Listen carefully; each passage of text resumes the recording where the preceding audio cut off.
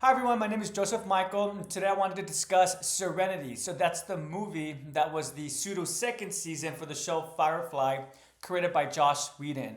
So everybody did discuss Firefly. That was a Western space sci-fi that ran from about I believe September 2001 into December 20th, 2002. The movie Serenity came out August 22nd, 2005. So it took about 3 years for the movie to come out. Despite the show Firefly only having one season, it did generate a cult following, and a lot of fans are hoping for a continuation of the series itself for another season. We did not get that, obviously. What we got instead was this movie, Serenity. And personally, I did not start watching Firefly. I started with the movie first, and then I went back to the show. When I discovered that the movie was based on the show, I was actually surprised about that, and it was a really pleasant surprise because I ended up really enjoying the TV show as well. So, that's essentially the quick history of the movie. It only came to be because there was a fan reaction, and eventually Fox, I believe it was Fox, he finally caved in a little bit and gave money to Joss Whedon to create this film. Other characters do return, and what's really cool is that there's other characters do return, and there's only one quote unquote new character who serves as the villain. The villain doesn't really have a name; he's just known as the operative. Unfortunately, I do not have the who was in the film. Oh, oh my goodness! Excuse me, I'm going to mispronounce this name. The individual who played the operative was Chiwetel um, Ejiofor. Excuse me again. I know I didn't mispronounce that. But really quickly, it's spelled Chiwetel. That's the first name, and the last name is Ejiofor. And then, of course, the rest of the main cast returns. We have Nathan Fillion as Malcolm Reynolds. We have Summer Glau, as River Tam. Sean Mayer, who plays Simon Tam, River's brother. Morana Baccarin, excuse me, I mispronounced that as well. Baccarin. Nora. They also played Segura from Destiny 2. Alan Tudyk, Tudyk, who played Wash. Jenna Torres, who plays Zoe, but also played the Warlock Vanguard, Akora in Destiny 2. I forgot to mention Nathan Fillion also was Kate 6 in Destiny 2. Joel Statie, who plays Kaylee. um, Adam Bodwin, who plays Jane Cobb. And then, of course, last but not least, Ron Glass, who plays Shepard Book. And we do have another character who plays David Crumbrance, who plays Mr. Universe. So, pardon me, I don't usually do all the actors' name, but since I did it with the operative, I'm already on this page, I decided, you know what, why not? But this is a great segue. Even though it's a movie, Joss Whedon did such a great job of making these extra characters, so the operative and Mr. Universe, they feel as if they've always been part of the Firefly world building or the context, which is really cool. If these characters had appeared in the show itself, it would not have surprised me. In other words, what I'm trying to say is that the story arc for the movie really does feel organic and natural overall to the Firefly narrative as a whole. And that's great. And that's something that I really do appreciate this movie. And I did have the benefit of foresight because I've seen the movie. This was about my third or fourth time seeing this film. And I've seen the show about 3 to 4 times as well, or maybe 2 to 3 times.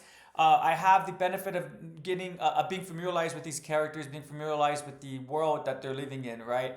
And I really do. Every time I rewatch Serenity, there's just something that there's not something new that I'm discovering. There's just something that I'm enjoying about it, and that's what makes it such a fun movie. From the very beginning, when it starts, it feels like we're for those people who haven't seen it yet. It feels like you're going to be in for an interesting ride with these peculiar, unique individuals. But for those of you who has seen the movie, it feels like you're going back to a company that you're familiar with, right? As nerdy as it sounds, like you're seeing friends that you haven't seen in a while. The beginning movie of the first scene of this movie is essentially just the ship starts falling apart, and Captain Reynolds is just like, "What's happening to my ship?" And Wash is trying to, everything is fine, right? Even though Serenity is falling apart, what makes the ship so beloved is the fact that we know. Oh, excuse me. Sorry about that, everyone. That was a little bit embarrassing. Sorry. Despite Serenity being an older ship, we know she's not going to give up on the crew, right? And I think that's really a little bit symbolic. The ship is falling apart at the beginning of the movie, kind of representing that these characters, they've been living their quote unquote lives, right? Despite the audience not being a part of the world building for 3 years, since there was only one season, I think it's easy to believe in our minds, utilizing imagination, obviously, that these characters, they were not doing anything for those 3 years. They were still having their adventures, they're still having their ploys and plots and everything like that, right? Mr. Universe is not a new character. It's a new character for the audience, but in terms of the characters, he's an individual that they're really comfortable with. They've communicated with him before. They already have a relationship, and again, it's believable. It doesn't feel forced, and that's part of what makes what builds the movie's charm. I do have notes right here to make sure I go over everything I do want to discuss. So the villain, what makes this movie so great is not just because we get to determine the cast that we love, but I'm not going to lie, the operative, he's a fantastic villain. He's not your traditional, I'm the villain, so I need to do bad things. He recognizes that he works for a government, the alliance, that he essentially washes his hands. He believes, since he's serving a greater quote unquote good, which is the alliance, that the actions that he does, even if it does cause misery and violence, it's worth it, because the end goal is creating a better unified, well, I was going to say place for people to live in, but more specifically, he's creating a unified governance for the government to more easily manage the populace, right? I don't mean to make that sound negative, or I'm trying to make that sound neutral, because obviously if there's people in power who do have the community in mind, that would be a good thing, right? But I would argue that's not necessarily true in the world of Firefly.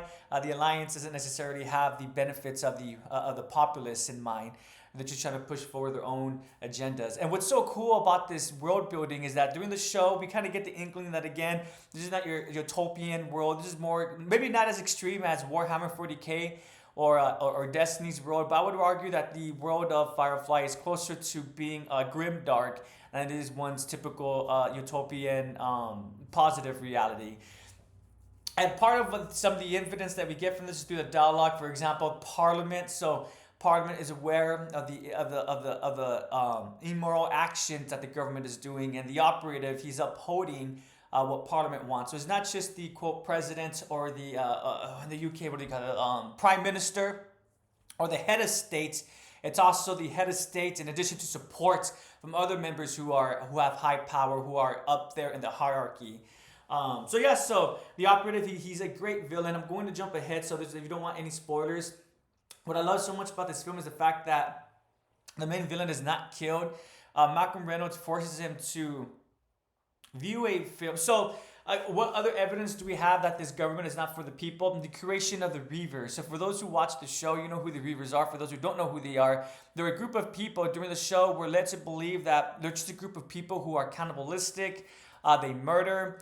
They do heinous acts. It's kind of implied they do sexual acts as well. Well, not kind of, it is implied. They're just a group of devious people. They do horrible actions, but we don't know where they came from. They just kind of hint that Reavers have slowly been encroaching upon Alliance space and kind of getting more numerous. But again, we don't know the origins of Reavers. People just kind of believe either that it's a myth about space, it's not real, or it's just what happens when one spends too much time in space, the negative effects of space. We discover in this movie that, in fact, the Reavers was created by the Alliance. So there was a planet called Miranda, and on this planet Miranda, the Alliance utilized a project where they wanted to see if they could control the populace via not biotourism, but through biotechnology. There we go, biotechnology.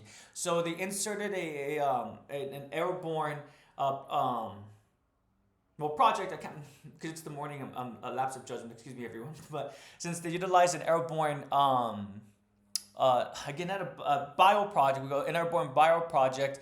Everyone kind of just gave up. They didn't eat anymore. They didn't go to work. It's kind of implied they just did what they did, but nothing beyond that. So they did go to work, but they didn't feed themselves. They didn't take care of themselves. They just let themselves die.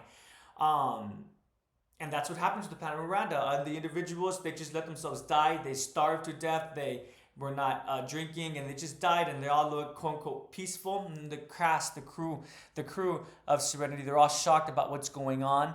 But we also discover that a small percentage of the population, I believe they say it about 5%, maybe even less than that, they had the opposite effect. Rather than becoming extremely passive and extremely docile, what occurred instead was the opposite of that, and they became extremely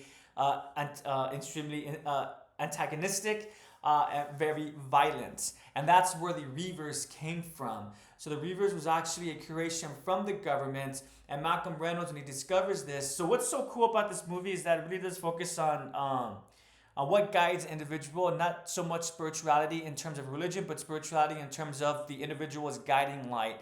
And the character Shepherd Book, he asks Malcolm Reynolds, "What do you believe in?" And Malcolm Reynolds states that he's not in here for a sermon. And Book gets upset and says, "Just because I'm talking about what do you believe in, I'm not talking about God. What do you, the individual, the person, what do you believe in?"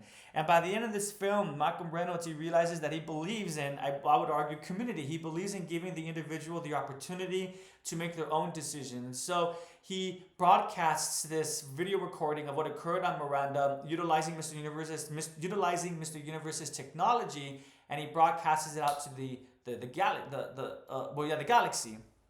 And he doesn't kill the operative. He has the operative to view the video. And what's so cool is that the operative, instead of sticking to his guns and thinking to himself, well, you know what? This is for the betterment of the people. This is what the Alliance wants. He recognizes and realizes that maybe he wasn't working for the greater good. In fact, maybe he was helping to maintain a status quo that was leaning more towards negativity than neutrality. And he helps the crew of Serenity. They're not friends, mind you. Malcolm Reynolds even tells him, "If I see you again, I might be liable to kill you." And the operator tells him he will never see me again. But again, if the show ever did come back, it wouldn't surprise me if he did come back for an episode or two, and I would not have minded whatsoever. The movie is really great, and I highly recommend it. If you have not watched Firefly, it's still a great movie, a great entertaining time.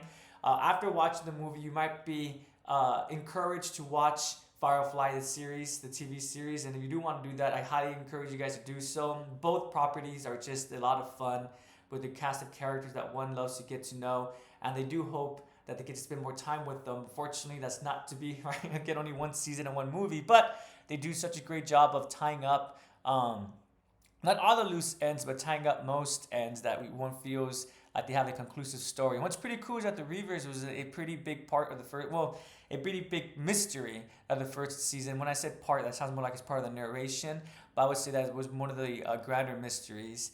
And it's pretty cool that we got to explore where they came from. Let me look at my notes, make sure everything is here. Oh no, I hate it when I do this. I can't read. I put, oh, villain doesn't die. I was reading it as William. William doesn't die. Who's William? It's actually villain. Okay, don't be like me, everyone. I write really messy. But I do my best to make sure I could at least understand it. Obviously, that was not the instance here. Oh no, I do think that's everything I wanted to discuss. So really quickly, spoilers. There are two characters who do die. If the show ever did come back. And I think out of this movie, I think Joss Whedon knew that the likelihood of getting another season was very slim. So that's why he made that choice to remove two of the characters, just to, I think, add some extra femininity. Excuse me, I can't pronounce words sometimes. To the series, to the story that he was trying to tell. And the two characters that pass away are Wash. Actually, I like the line so much. I want to make sure I don't just paraphrase it. He states, "I am a leaf on the wind. Watch how I soar." And he states that because he navigates Serenity in such a way where it looks like they're going to crash land and everything's going to be horrible, but he's able to, of course, land Serenity. And once he lands it, he looks at the crew behind him. He says, "I am a leaf on the wind. Watch how I soar." And right before he finishes that statement, unfortunately, the Reavers came to attack, and a harpoon got attached to his chest. And so Wash passes away. And Shepherd Book is another character who unfortunately passes away due to the operative. Once the operative realizes that he can't get to the crew of Serenity, he goes after anyone who supported or harbored the crew of Serenity. So he just went after essentially anyone who's ever helped the main cast, and it was a pretty sad moment, especially as someone has watched the first season, because again, you know that these characters have relationships not just with the people on the ship Serenity, but with on other communities, other moons, other planets as well. And they did a great job. When I say they, I mean Josh Whedon, the writers. They did a great job with the characters' deaths. It felt very impactful, but at the same time, it didn't feel like it was a waste. So even though we never got a continuation of the story itself, I do believe we got a great conclusion to this, to the world of the verse that these characters live in. I say the verse because that's a slang term that the characters use within the show and the movie as well. So if you've seen the movie, let me know. If you haven't, I hope that this video encouraged you to check it out at the very least, and to also watch the show too. Thank you so much for watching, everyone. I hope you have a great day and that you take care as well. Bye bye.